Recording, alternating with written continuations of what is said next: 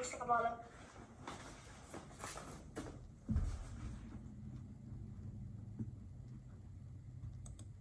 Good morning. Thank you for those of you who are here. I am just getting set up.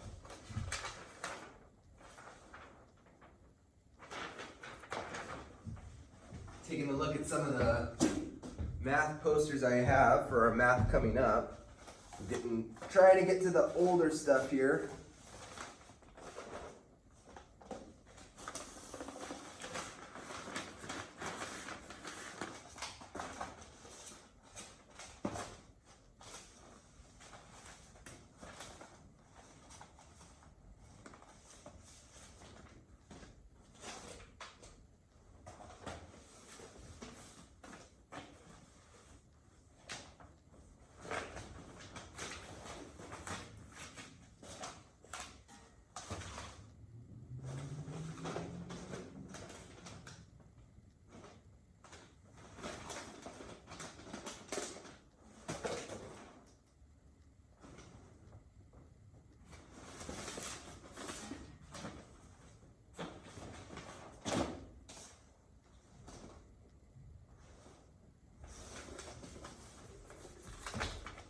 Go.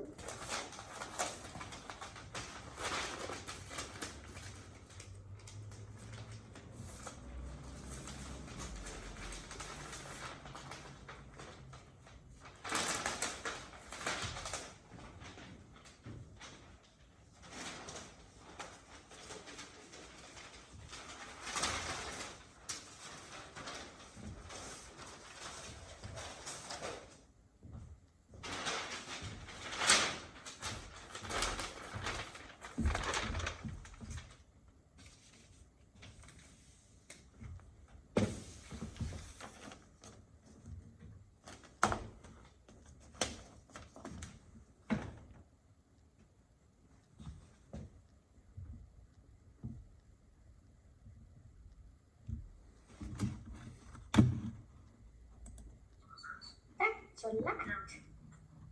It is.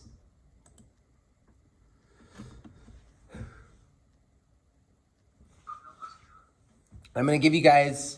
Do we write it now? Yeah, but let me get it closer to you so you don't struggle with reading it.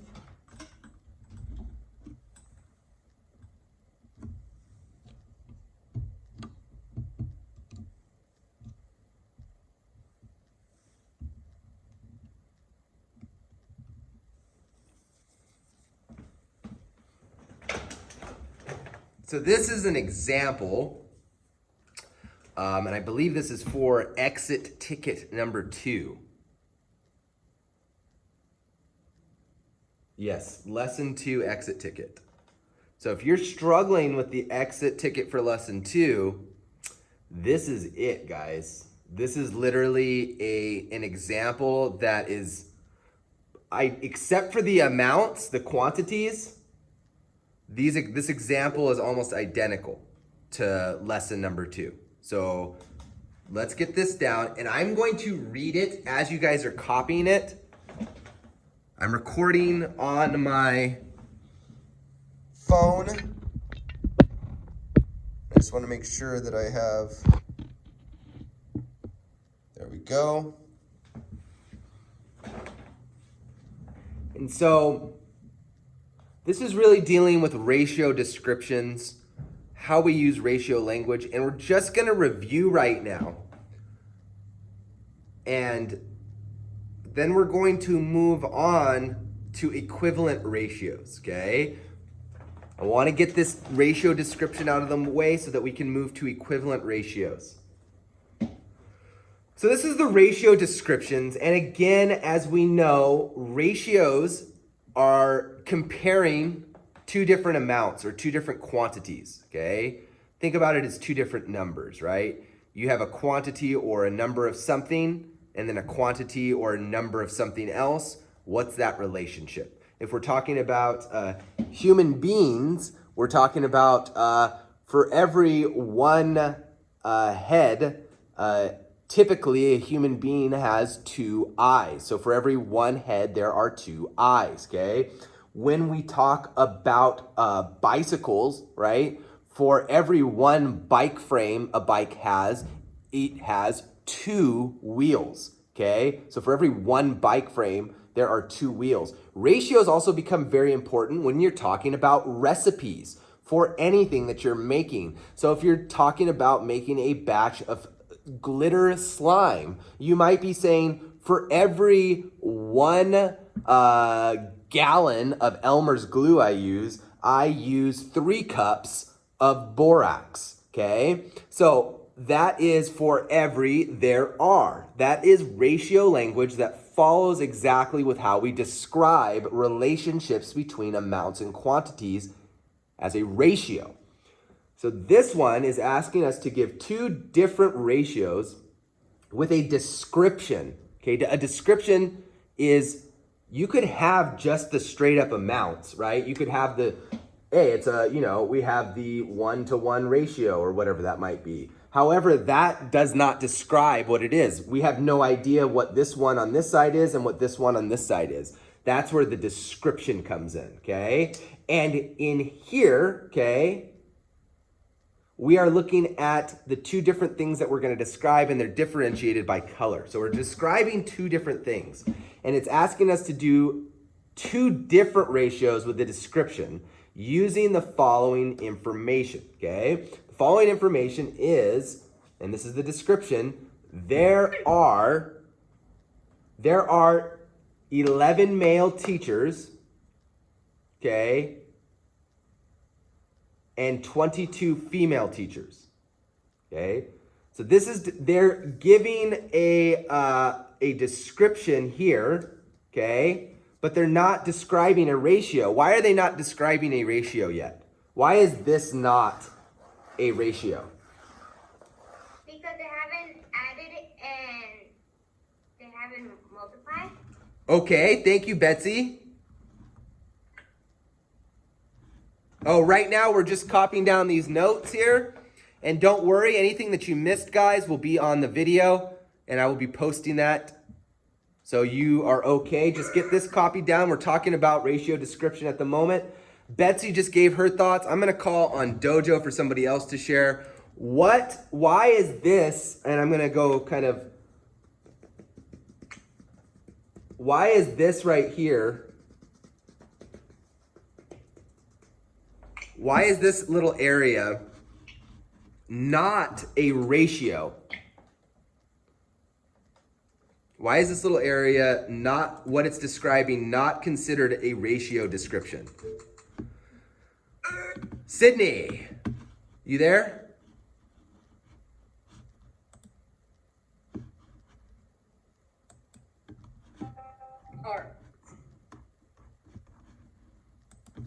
All right, who wants to take it? Why can this not be considered a ratio? There's a word here and a word missing that makes this not a ratio. Can anybody tell me? What? It's not equal. There was somebody else besides Betsy talking. Well, who was that? Because it doesn't have the for every. Yes. Perfect. Was that Abby? Yeah. Nice job, Abby. So this is not a ratio description because literally this is just telling you the 2 different quantities, not the relationship between the 2 different quantities. And that's very, very important. It says there are 11 male teachers and 22 female teachers. So it gives you 2 quantities with a description of what those quantities are. It is now our job to give 2 different ratios based off of that. So we can give one ratio, which is male to female, okay? Male teachers to female teachers, and we can abbreviate that M to F, okay? M to F. We can also use the colon, which means to. It shows that relationship, okay? And then as you can see, those colors match up. It's all color coordinated, okay? Or color coded. So in a written description, which is what you have to do for lesson 2. So not only do you have to write the ratio, but you have to use the description. So you have to use ratio language in your writing to describe this, okay? So you have, for every 11 male teachers, there are 22 female teachers. For every there are shows that relationship, and Abby pointed that out. Without the for every there are, we are not actually told what the relationship is. I hope that makes a little bit of sense there. Okay? So without this for every there are, we have no relationship. If we just have an and this is what some of you guys have written, okay? If you just have an and, you're not providing me with a relationship. You're just telling me the two different quantities that exist, okay? It's not, Omar, a ratio is not 11 teacher and 22 female teachers. It has to be for every 11 male teachers, there are 22 female teachers, okay? We have to have the for every there are. And we repeated that multiple times yesterday. Let's do that right now together before we kind of move on as a whole group to equivalent ratios. Are you guys ready? Unmute everybody. Yes. Everybody should be unmuted because we're going to do this together. I'm going to wait until everybody's red microphone is gone. This is going to be fun. Lots of feedback. Are you guys ready?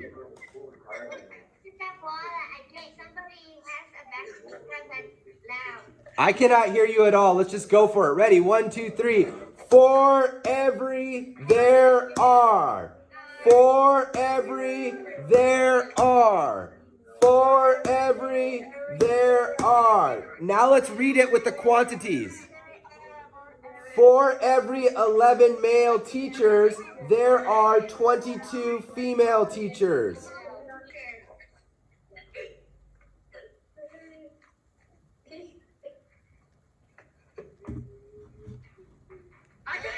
That's the zero noise signal, so mute.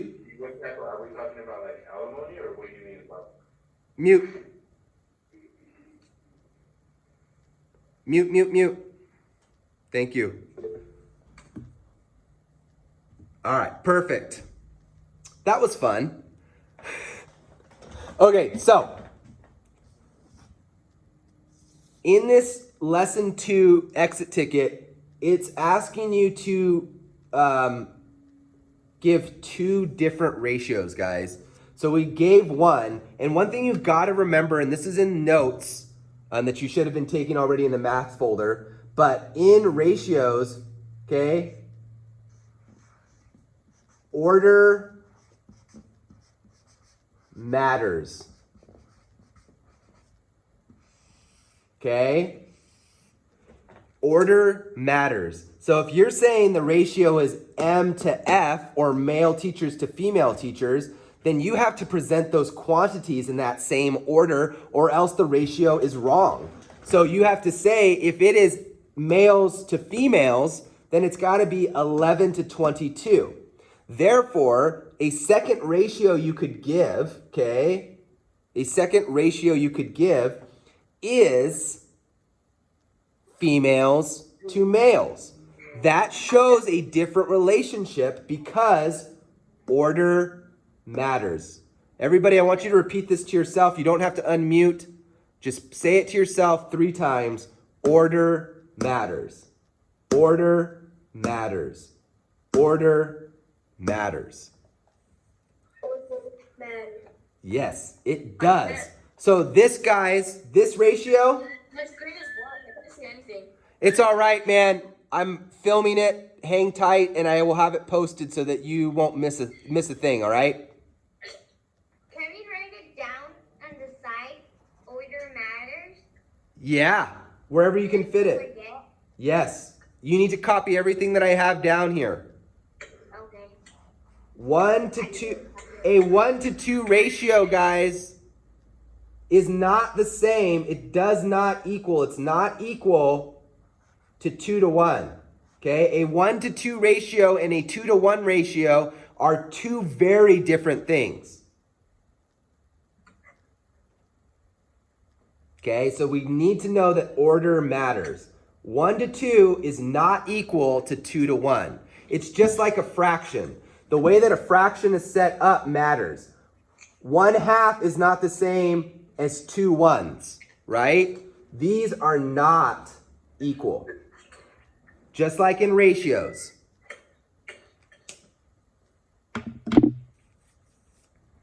Give a little bit of time here. We are doing really well on our time, ladies and gentlemen. If you're not muted, My voice. mute yourself, please. Anthony was screaming. Oh. My brother keeps on muting and screaming. How old's your brother? I didn't even hear screams. No, somebody's screaming really bad. Oh, I couldn't even hear it. That's weird. It must have been too high pitched for my speakers to pick up. It was too high. Yeah, I think it was too high. I couldn't even hear it. My ears hurt. Okay. All right, guys.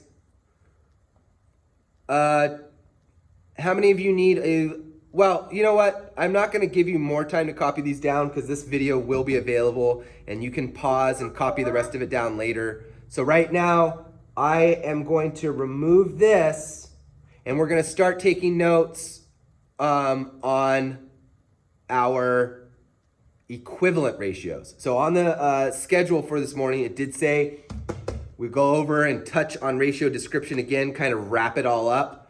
Because we have gone over it. I don't want to beat this to death because if you don't get it now, then you really need to start taking better notes inside of our math journal. And those of you who don't get it, you're super stuck. At 10:15, we'll be working together in a small group while everybody else is kind of working on what they know how to do. I hope that... Mr. Capoeira. I can't see your screen. You got to pin me. Find my face and pin me. Mr. Capoeira, I can't see what stays in the bottom. Oh, it says this one? Yeah, on the way down. We can't see it. 11 male teachers. I already pinned you, it doesn't show anything. Huh? I already pinned you and it doesn't show anything. I think you're having some serious internet issues, Anthony, and I really do apologize. However, I can tell you that I will have it available for you on this video that I'm recording. And I actually, I'll just post it right on our YouTube channel, actually. I'll make a playlist for all the lessons. I'll do a math lesson playlist. I'll do a live math lesson playlist, a live ELA playlist, and I'll put it on the YouTube channel. What does it say right there after free something? Huh? What does it say after free something? It doesn't say free anywhere, so I'm not sure where you're looking. Oh, where it says 22. 22 female teachers. Oh, okay. Female teachers. Okay, guys, I'm gonna take this off though because this will be available, and we got to move on. We don't have tons of time to wait for everybody to copy it down, unfortunately.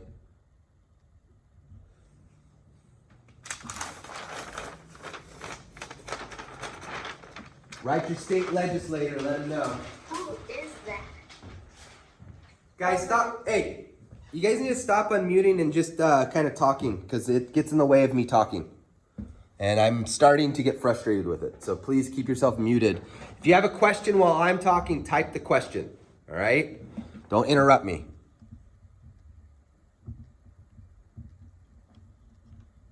All right. So let's get into equivalent ratios.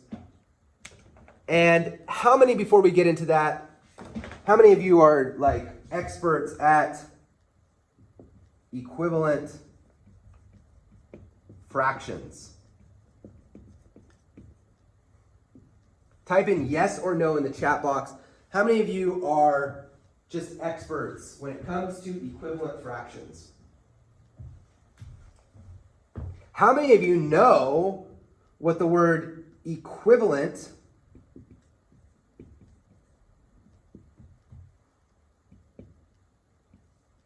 How many of you know what it means?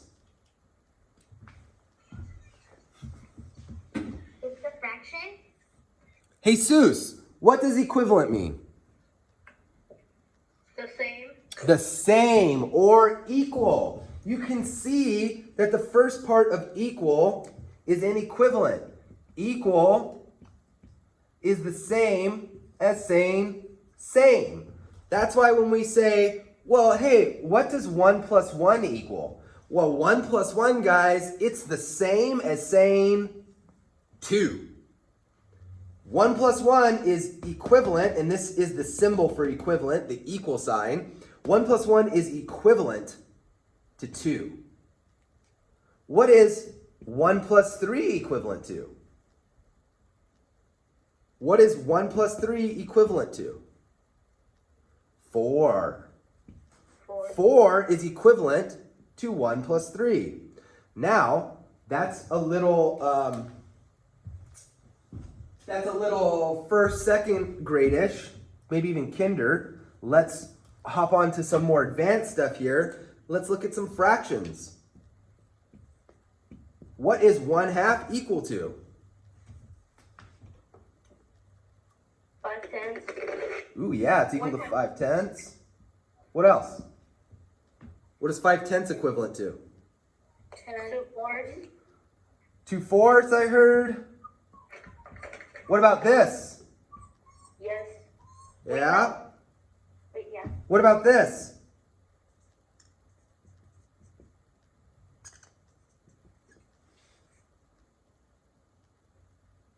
All right. So we're getting somewhere. We got a lot of sharp people in here. Green. Never mind. Let's go again. Let's try one more equivalent fraction right now.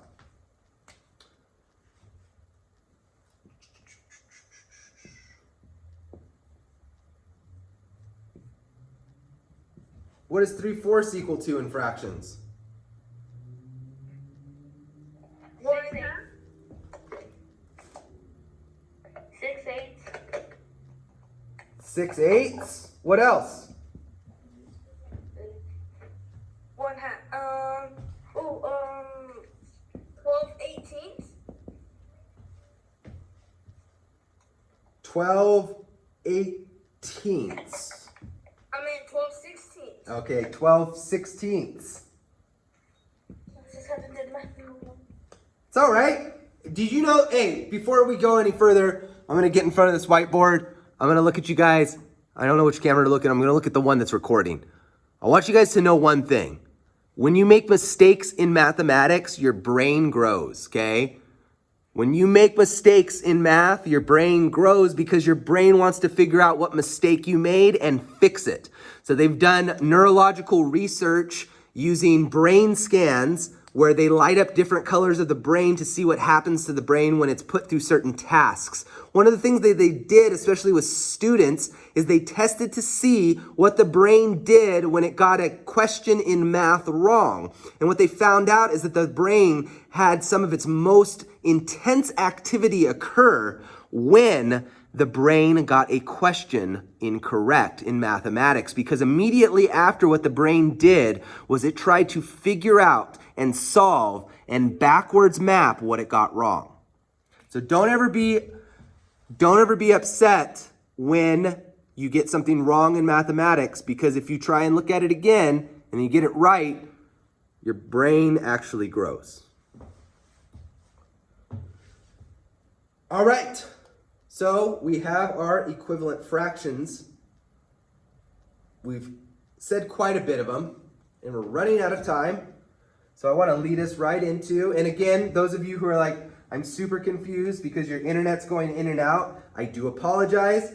I cannot control your internet, but I can control the way I record my lesson, and I can guarantee you that I am recording my lesson and that this lesson will be available for you on my YouTube channel. So I want you guys to take solace in that. I do apologize again if you are experiencing technical difficulties. Now, equivalent ratios are really exactly the same as equivalent fractions. There's pretty much no difference. And so that's why I wanted to connect you guys back. That's why I wanted to connect you guys back to fractions right away, because they're really one and the same. And so usually when we're looking at equivalent ratios, we do what's called an equivalent ratio table, or simply known as a table, a table, or ratio table, or equivalent ratio table. So it's known as all of those things. And basically what you have is usually on the top you'll have a description. So let's say time, and now we're getting kind of more into rates. Time, and let's say, let's not go into time yet. Let's not jump so quickly into rates, even though it's really all interchangeable. Let's do flour to sugar. Okay. Sugar just made me think of Sugar Sean O'Malley, who got knocked out or TKO'd the other night. So flour, sugar, and then we have our quantity. So here's our descriptions. I'm going to label that.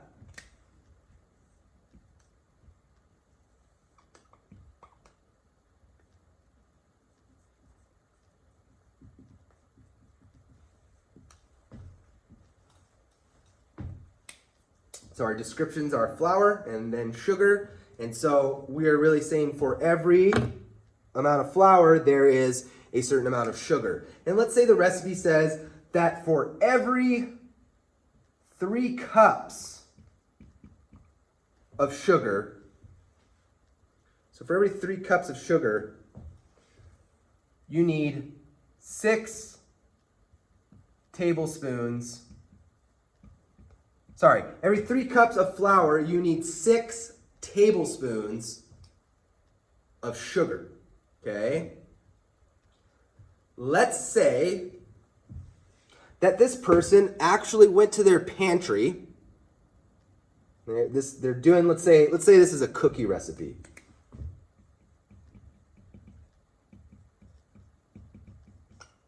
Okay?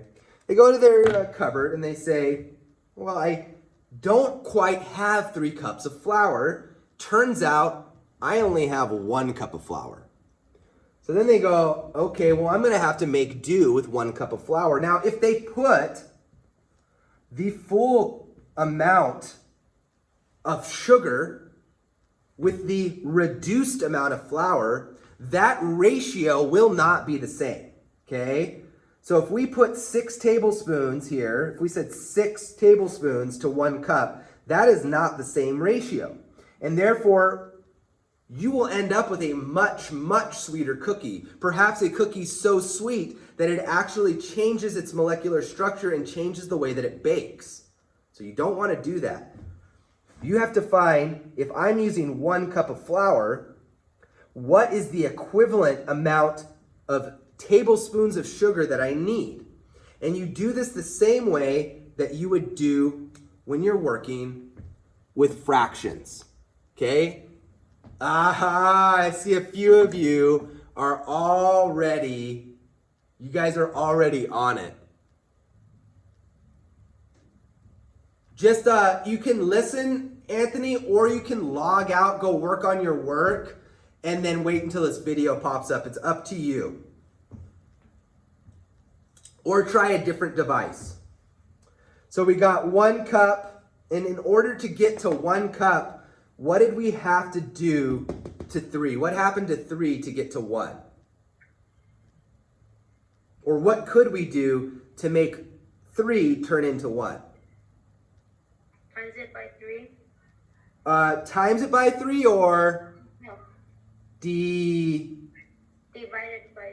Divided by 3. by 3. So what we do to one, so if we divide 3 by 3, we get 1. If what we do to one side, we have to Do to the other. do to the other. I'm going to write that again. I wrote it yesterday. What we do to one side, we must do to the other. So we divided this side by 3. What do we do to the other side? Divided by 3. Divide by 3. When you divide 6 by 3, what do you get? 2. 2.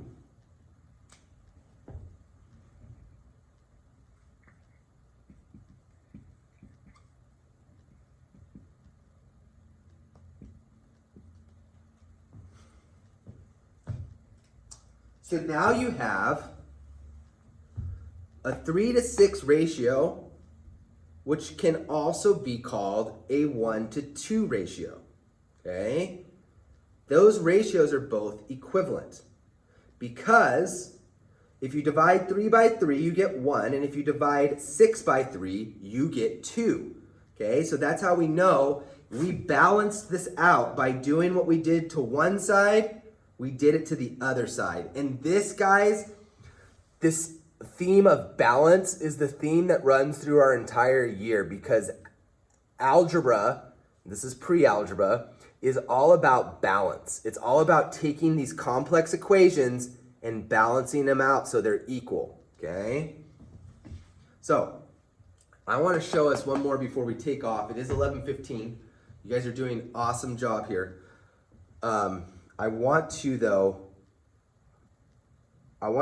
see what would happen if this person making the cookies said, I actually want to double the recipe, okay? I want more cookies because I'm not just making them for myself, I'm making them for others. So I really want to double it. I went to the store, I got more flour. That 1 cup recipe was not enough. I want to double the original recipe, okay? To make a bunch of cookies. Maybe they're making them for their a social distanced birthday party they're having. So let's say we're gonna double the recipe. If we want to double this recipe, what should we do to 3? Multiply by 2. Yes, multiply by 2. 2 is double. So we're gonna multiply 3 by 2. And we're going to put that number down here on our equivalent ratio table. What do we get when we multiply 3 by 2? 6. 6. So we have how many cups of flour? 6 cups of flour. What do we have to do then to our tablespoons of sugar? We have to times it by 2. Times it by 2. And then what do you get? 12. And then you get 12 tablespoons of sugar. So this would give them the taste. The idea here, guys, and this is very important, and I wish we got to do this. I got to do this one year, but I didn't get to do it last year. The deal with this is, guys, mute if you're not muted, please. The deal with this one, guys, is that it's important to understand because these are equivalent ratios, because they are, as Jesus put it, the same. Okay, you need to know that this is an equivalent ratio table and that all of these batches of cookies will taste exactly the same. Even though we used more tablespoons of sugar down here, we made sure to use an equal amount, okay, of cups of flour.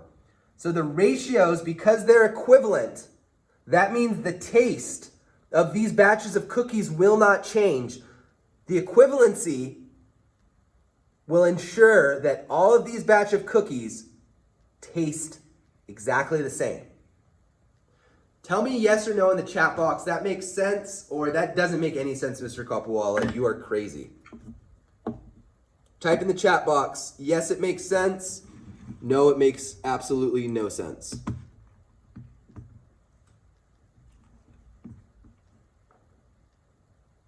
Perfect. Okay, ladies and gentlemen, that is it for our whole group. I want those of you who are confused to meet me over at our small group math lesson. It's on our calendar. I'm going to go over there now, and anybody who's confused, I can help out. We're going to look at just ratio language right now, okay? So we're not going to be looking at equivalent ratios in the small group. We're just going to be reviewing ratio language, okay? So if you're super confused about ratio language, and I'm not gonna be pulling people until next week when I sort our groups, and I'm gonna do that after we take our STAR test today. So I'm not calling groups. This is not how it's usually gonna be, guys. It's usually gonna be me telling you what people are gonna be behind, just like I usually do with the student progress stuff. So with that being said, please join me over at the small group if you are struggling with ratio language. Miss Capola, Yes. I got it. Perfect. Now I get it. Awesome. I will see you at 11:45. Everybody who's not over in the small group, I need to see you at win-win time at 11:45. I was gonna ask you if the people who know,